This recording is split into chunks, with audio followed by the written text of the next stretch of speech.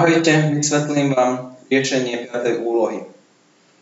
Marek letel ponad mrak a tento mrak mal taký čudesný tvar. Skladal sa z jednej veľkej guly s polomerom R a z 8 malých gúl s polomerom malé R. No a tieto gule tam boli všelijako pousporiadané, že sa tam všelijako dotýkali. A keď si to na začiatok prečítame, tak je to dosť komplikované a ťažké si to predstaviť. Tak poďme na to postupne a rozoberme si postupne všetky tie informácie, ktoré máme. Tak prvá taká najľahšia na rozobratie je to, že všetky tie gule sa dotýkajú koberca, že nejakej roviny.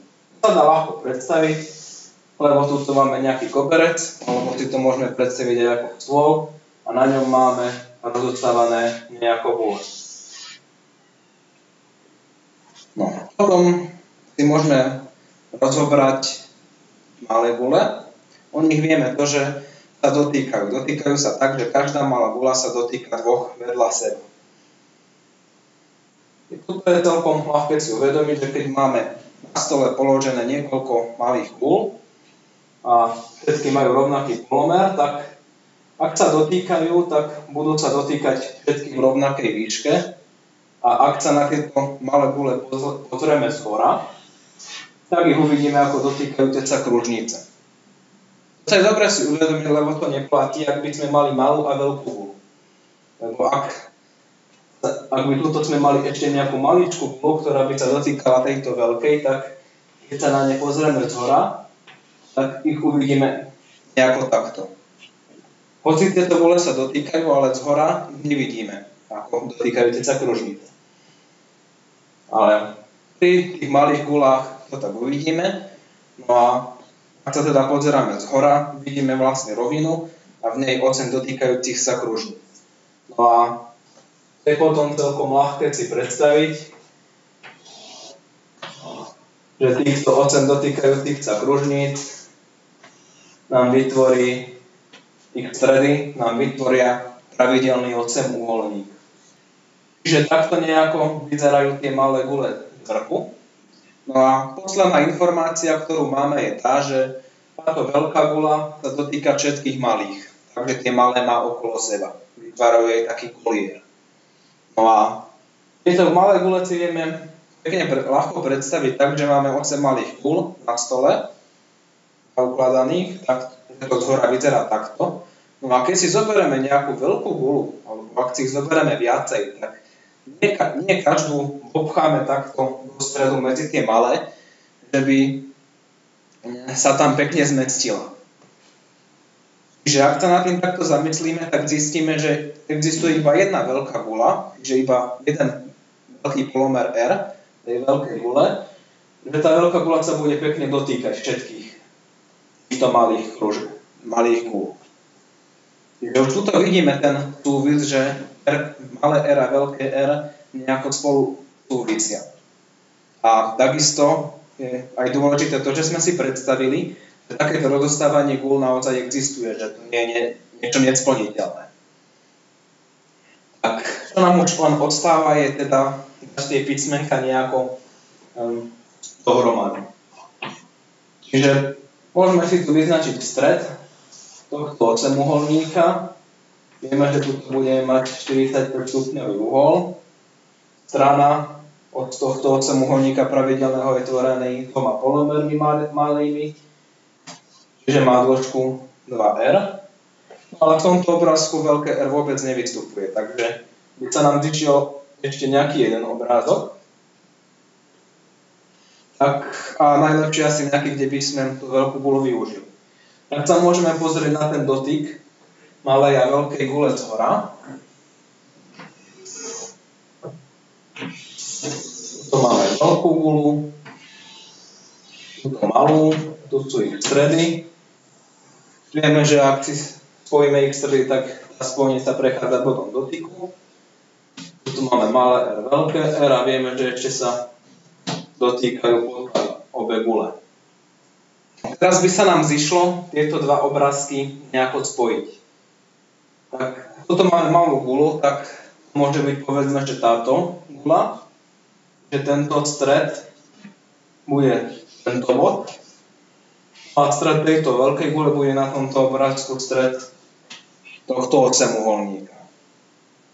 No a tu máme vzdialenosť týchto dvoch bodov, ale to je vzdialenosť pri pohľade na to celé z vrchu. Takže keď sa na to pozeráme takto. No a keď sa pozeráme na to z vrchu, tak tieto dva body a tá vzdialenosť, ktorá vidíme z vrchu, nie je táto, ale táto kolma. Bo my sa pozeráme na to z vrchu, v podstate kolmo. Čiže toto je vzdialenosť týchto dvoch bodov, ktorú vidíme na tomto obrázku. Čiže táto vzdialenosť a táto sú rovnaké. No a to je kľúč, ktorý spája tieto dva obrázky. Môžeme si tú vzdialenosť označiť x. No a teraz už len stačí si tie veci dať dohromady a nejako si jednotlivé veci povyjadrovať. Tak napríklad v tomto obrázku tu máme pravouhlý trojuholník, jedna strana je r plus r, tu je x a táto strana je veľké R minus malé r, lebo tu máme obdĺžnik toto. Čiže x si vieme jednoducho vyjadriť z Pythagorovej vety ako malé r plus veľké R na druhu minus malé r minus veľké R minus malé r to celé na druhu. To keď roznásobíme a počítavame, tak nám tu odstane, tu máme na druhu, tu nám odstane 4 malé r veľké R, čiže po odmocnení 4 R mocnosť R. No a teraz tuto máme rovnoramenný trojuholník so základňou 2R, ramenom x. Môžeme si tu spraviť kolmicu, že toto bude polovica základne, čiže R. A tento uhol bude tiež polovičný, čiže 22,5 stupňa. Pomocou funkcie sinus si vieme dať do vzťahu x a r. Čiže sinus 22,5 stupňa bude r lomeno x a teda x bude r lomeno sinus 22,5 stupňa. No a už tu máme x vyjadrené dvoma spôsobmi. Môžeme využiť toto na druhu, si to môžeme umocniť na druhu a dať to pekne do rovnosti. Dostaneme rovnosť 4R. R sa rovná R na druhu lomeno sinus 22,5 stupňa na druhu. Jedno R môžeme vydeliť a tento sinus hodiť sem. Čiže nám vyjde malé R ako 4R krát sinus na druhu 22,5 stupňa. A to je to, čo sme chceli dostať, vyjadriť malé R pomocou veľkého R. V závislosti od toho, ako sme počítali, môžeme dostať rôzne výsledky. Dá sa to, ktoré sa dajú nástrojom poupravovať a dostať jeden z druhého.